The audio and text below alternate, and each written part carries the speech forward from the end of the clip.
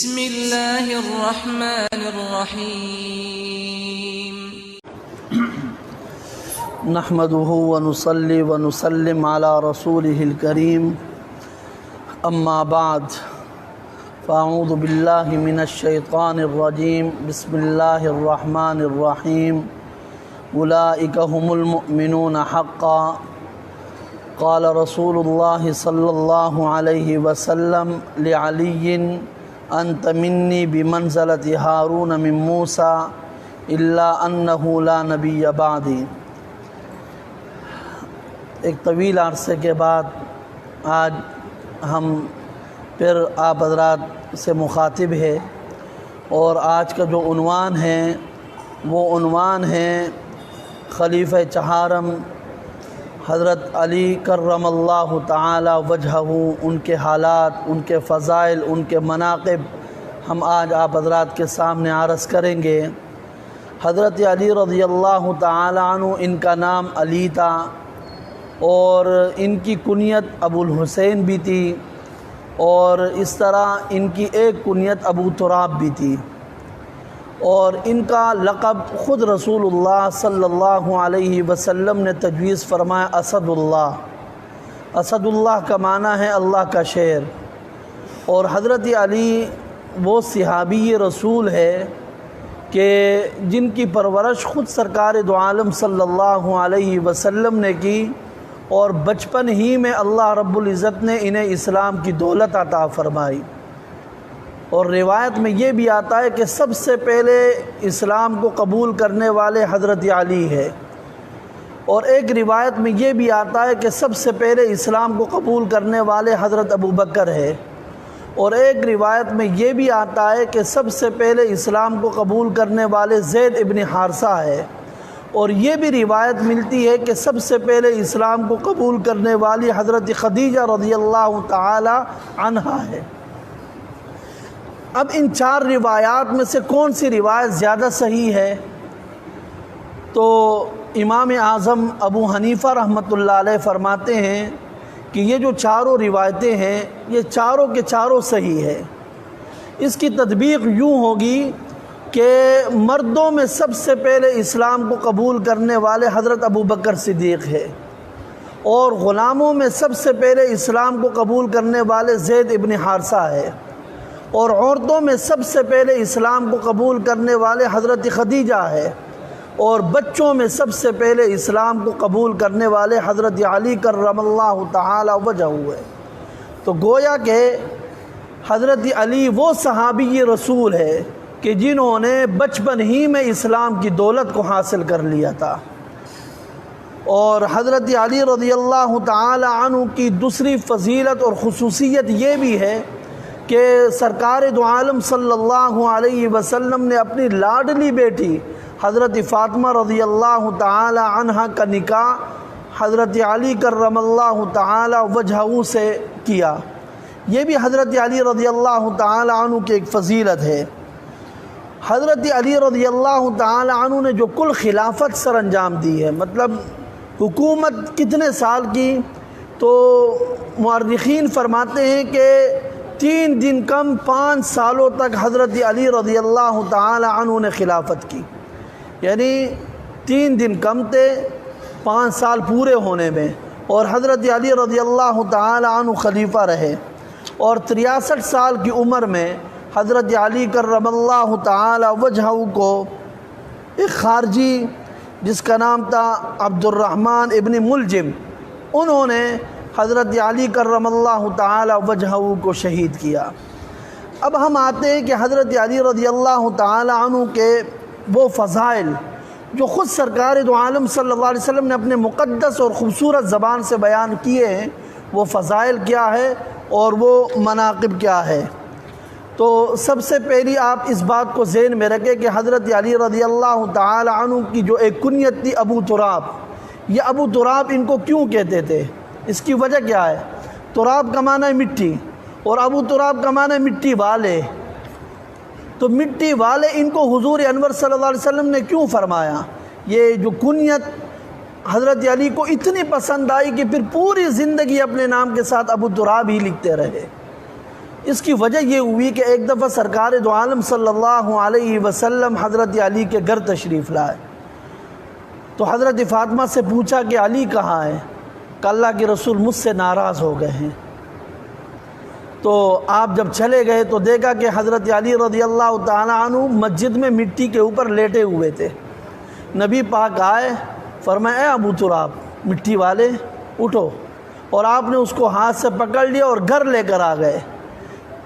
اس میں حضور انور صلی اللہ علیہ وسلم امت کو ایک سبق دینا چاہ رہے ہیں کہ دیکھو اپنی بیٹیوں کا گھر بچانا سیکھو اور اپنے بیٹیوں کا گھر بسانا سیکھ لو کہ کس طریقے سے گھر بسایا جاتا ہے۔ حضور صلی اللہ علیہ وسلم نے یہ طریقہ دنیا امت کو سکھایا۔ آج کل ہمارے ہاں لوگ کہتے ہیں کہ بھئی ہم تو لڑکی والے ہیں، داماد آئے گا ہمارے گھر، ہم اگر چلے گئے تو ہماری ناک کٹ جائے گی۔ اور یہ دونوں جہانوں کے سردار محمد الرسول اللہ صلی اللہ علیہ وسلم خود تشریف لے کر جا رہے ہیں اور اپنے داماد کے ہاتھ کو پکڑتے ہیں، اور پھر آپ صلی اللہ علیہ وسلم ان کو حضرت فاطمہ رضی اللہ تعالی عنہ کے پاس لے گئے۔ تو وہاں پر جو حضور نے فرمایا نا ابو تراب، تو اس کے بعد ان کی کنیت ابو تراب پڑ گئی۔ ان کی ایک عظمت اور فضیلت خود نبی اکرم صلی اللہ علیہ وسلم نے ایک دفعہ فرمایا، غزوہ تبوک کے موقع پر نبی اکرم صلی اللہ علیہ وسلم، اچھا یہ جتنے بھی غزوات ہوئے ہیں تمام کے تمام لڑائیوں میں حضرت علی خود رسول اللہ صلی اللہ علیہ وسلم کے ساتھ شریک تھے، ہر لڑائی میں شریک تھے، سوائے غزوہ تبوک کے کہ نبی اکرم صلی اللہ علیہ وسلم نے ان سے فرمایا کہ آپ ذرا گھر میں رہو، اور اہل و عیال کی خبر گیری کے لیے اللہ کے نبی نے ان کو چھوڑا۔ تو اور اس وقت نبی پاک صلی اللہ علیہ وسلم نے ان کو تسلی دینے کے لیے ارشاد فرمایا، انت منی بمنزلت ہارون من موسیٰ الا انہ لا نبی بعدی، اے علی آپ کو مجھ سے وہی نسبت ہے جو حضرت ہارون کو حضرت موسیٰ علیہ السلام کے ساتھ تھی، یعنی قرابت میں آپ کو مجھ سے وہی نسبت ہے۔ ہاں حضرت ہارون نبی تھے، لیکن الا انہ لا نبی بعدی، اور میرے بعد کوئی پیغمبر نہیں آئے گا۔ دوسری حدیث ہے حضرت علی رضی اللہ تعالی عنہ کے شان میں کہ نبی اکرم صلی اللہ علیہ وسلم نے فرمایا کہ اللہ یحبنی الا مؤمن ولا یبغضنی الا منافق۔ حضرت علی رضی اللہ تعالی عنہ فرماتے ہیں کہ خود سرکار دو عالم صلی اللہ علیہ وسلم نے فرمایا میرے بارے میں، فرمایا کہ علی جو مومن ہوگا وہ آپ سے محبت کرے گا، اور جو منافق ہوگا وہ مجھ سے دشمنی رکھے گا۔ تو معلوم یہ ہوا کہ اہل ایمان پر یہ لازم اور ضروری ہے کہ وہ حضرت علی کرم اللہ تعالی وجہہ سے محبت کرے۔ اگر ان کے دلوں میں حضرت علی کی محبت نہیں ہوگی تو پھر وہ اپنے ایمان کا خیر منائے۔ منافق کے سینے میں علی سے دشمنی ہوتی ہے اور بغض ہوتا ہے۔ اور تیسری روایت ہے، اچھا حضرت علی بہت بڑے بہادر بھی تھے۔ لوگ کہتے ہیں کہ حضرت علی ولی ہے، میں کہتا ہوں ولی تو نہیں ہے، حضرت علی تو امام الاولیاء ہے، تمام ولیوں کے امام ہیں۔ ولی کیا ہوتے ہیں کہ علی ولی اللہ، علی تو تمام جو اولیاء ہے ان کے بھی امام ہے۔ اور حضرت علی رضی اللہ تعالی عنہ صرف بہادر نہیں تھے بلکہ کان اشجع الناس، تمام لوگوں میں سب سے بڑے بہادر تھے۔ اور ایک دفعہ غزوہ خیبر کے موقع پر، خیبر کا جو مارکہ تھا 7 ہجری میں یہ خیبر کا واقعہ پیش آیا ہے، اور 1500 صحابہ اکرام نے غزوہ خیبر میں حصہ لیا، اور خود سرکار دو عالم صلی اللہ علیہ وسلم 1 ماہ تک صحابہ اکرام کے ہمراہ وہاں پر موجود رہے۔ وہاں پر ایک قلعہ تھا جو فتح نہیں ہو رہا تھا، تو نبی اکرم صلی اللہ علیہ وسلم نے فرمایا کل میں جھنڈا اس شخص کے ہاتھ میں دوں گا کہ جو اللہ سے محبت کرتا ہے اور اللہ کے رسول سے محبت کرتے ہیں، اور اللہ اور اس کے رسول بھی اس سے محبت کرتے ہیں۔ تمام صحابہ انتظار میں ہیں کہ یہ کون سا خوش نصیب ہوگا کہ جس کے بارے میں لسانی نبوت سے اور اعلان نبوت سے اور لسان محمد سے صلی اللہ علیہ وسلم سے یہ مبارک الفاظ نکلے کہ کل جس شخص کے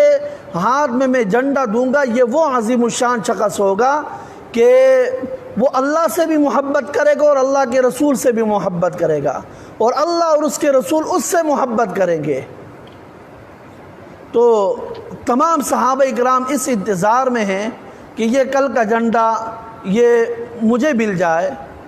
ہر صحابی کی دل میں یہ خواہش تھی۔ نبی پاک صلی اللہ علیہ وسلم جب تشریف لائے فرمایا علی ابن ابی طالب کہاں ہے؟ صحابہ نے عرض کہ اللہ کے رسول ان کو آنکھوں نے پریشان کر رکھا ہے، ان کی جو آنکھ ہے وہ دکھ رہی ہے۔ نبی پاک صلی اللہ علیہ وسلم نے فرمایا انہیں بلاؤ، اور جب وہ آئے تو اللہ کے نبی صلی اللہ علیہ وسلم نے اپنا لعاب ان کی آنکھ پر لگایا۔ حضرت علی کی آنکھ بالکل ٹھیک ہو گئی، اور اس کے بعد پھر پوری زندگی ان کی آنکھوں میں وہ تکلیف ہی نہ رہی۔ یہاں رک کر میں اپنے مسلمان بھائیوں کو اور اپنے ماں اور بہنوں کو ایک پیغام دینا چاہوں گا، وہ یہ کہ اگر حضور انور صلی اللہ علیہ وسلم کے لعاب میں اتنی برکت اللہ رب العزت نے رکھی ہے کہ وہ لعاب لگ جاتا ہے تو آنکھیں بالکل صحیح ہو جاتی ہے، اگر میں اور آپ حضور کی سنتوں کو اپنی زندگی میں لے کر آ جائے تو ہماری زندگی کتنی بابرکت بن جائے گی۔ حضور کے طریقوں کو اگر ہم اپنی جسموں میں لائے اور اپنے اعضاء اور جوارح سے حضور کے وہ طریقے کرنے لگ جائے تو ہمارے جسموں کے اندر، ہمارے اعضاء اور جوارح کے اندر کتنی برکت آ جائے گی۔ اس لیے میں یہاں پر یہ پیغام دینا چاہوں گا کہ خدا را حضور کی سنتوں کو اپنائیے۔ نبی پاک صلی اللہ علیہ وسلم نے وہ جھنڈا حضرت علی کو دیا اور آپ نے وہ خیبر کو فتح کر لیا۔ تو اس حدیث سے یہ معلوم ہوا کہ حضرت علی وہ ہستی ہے کہ جس سے اللہ بھی محبت کرتے ہیں اور اللہ کے رسول صلی اللہ علیہ وسلم بھی ان سے محبت کرتے ہیں۔ ترمذی شریف کی ایک روایت ہے جو سیاہ ستہ کی کتاب ہے، اور اس حدیث کے راوی ہے زید ابن ارقم رضی اللہ تعالی عنہ۔ یہ فرماتے ان النبی صلی اللہ علیہ وسلم قال من کنت مولاہ فعلی مولاہ، فرمایا جس کا میں دوست ہوں علی بھی اس کا دوست ہے۔ یہاں مولا کا جو لفظ ہے اس کے بہت سارے معنی ہیں، بہت سارے معنی محدثین نے لکھے ہیں، لیکن اس کا ایک معنی جو بہت زیادہ جس پر سب کا اتفاق ہے وہ یہ ہے کہ مولا بمعنی دوست کے ہیں، یعنی فرمایا کہ جو مجھ سے دوستی کرنا چاہتا ہے نا، مجھ سے محبت کرنا چاہتا ہے، وہ علی سے بھی محبت کرے۔ تو جس کے دل میں علی کی محبت نہ ہو تو بالفاظ دیگر اس کے دل میں حضور انور صلی اللہ علیہ وسلم کی محبت نہیں ہے۔ اور ایک دفعہ حضرت علی کرم اللہ تعالی وجہہ اس کے فضائل بیان کرتے ہوئے حضور نے یہ بھی فرمایا، حضرت انس سے روایت ہے قال کان عند النبی صلی اللہ علیہ وسلم طیر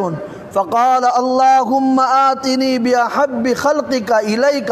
یأکل معی هذا الطیر فجاءه علی فأکل معه۔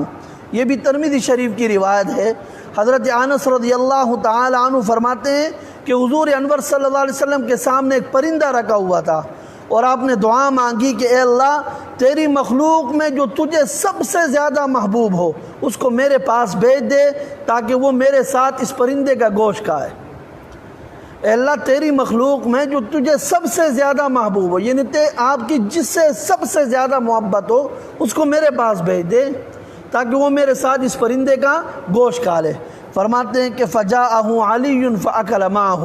تو دیکھتے ہیں کہ اچانک حضرت علی رضی اللہ تعالی عنہ تشریف لائے اور انہوں نے حضور انور صلی اللہ علیہ وسلم کے ساتھ کھانا کھایا۔ اور اسی طرح حضرت علی رضی اللہ تعالی عنہ سے جو محبت ہے نا یہ ایمان کی علامت ہے۔ حضرت ام سلمہ رضی اللہ تعالی عنہ سے روایت ہے قال رسول اللہ صلی اللہ علیہ وسلم لا يحب علی منافق ولا يبغضه مؤمن، فرمایا کہ علی سے منافق محبت نہیں رکھتا اور مومن علی سے بغض اور دشمنی نہیں رکھتا۔ تو معنی یہ کہ جو مومن ہوگا وہ حضرت علی کرم اللہ تعالی وجہہ سے محبت کرے گا، اور جو منافق ہوگا تو اس کے سینے کے اندر حضرت علی رضی اللہ تعالی عنہ سے بغض اور عداوت ہوگی۔ اور ایک روایت میں حضور نے یہ بھی فرمایا کہ جو حضرت علی کو برا بلا کہتے ہیں تو وہ در حقیقت مجھے برا بلا کہتے ہیں۔ حدیث میں ہے کہ حضرت ام سلمہ ہی سے روایت ہے، فرمایا وعن ام سلمہ قالت قال رسول اللہ صلی اللہ علیہ وسلم من سب علیا فقد سبنی، فرمایا کہ جس شخص نے علی کو برا بلا کہا اس نے حقیقت میں مجھے برا بلا کہا۔ تو میں اپنے تمام دیکھنے والوں سے اور سب سے یہ گزارش کرتا ہوں کہ حضرت علی کرم اللہ تعالی وجہہ، جو آج ان کا یوم شہادت ہے، اور حضرت علی کرم اللہ تعالی وجہہ جو اتنے بڑے عظیم الشان صحابی تھے اور خلیفہ راشد تھے، تو ہمیں چاہیے کہ ہم ان سے محبت بھی کریں اور ان کے نقش قدم پر چلیں۔ انشاءاللہ جو اور دیگر باتیں ہیں آگے 23ویں شب میں ہم انشاءاللہ ان موضوعات پر بھی گفتگو کریں گے جو صحابہ کرام کے مابین جو یہ واقعات پیش آئے ہیں، انشاءاللہ اس پر بھی ہم گفتگو کریں گے۔ اللہ مجھے اور آپ کو کہنے اور سننے سے بڑھ کر عمل کی توفیق عطا فرمائے۔ وما علینا الا البلاغ۔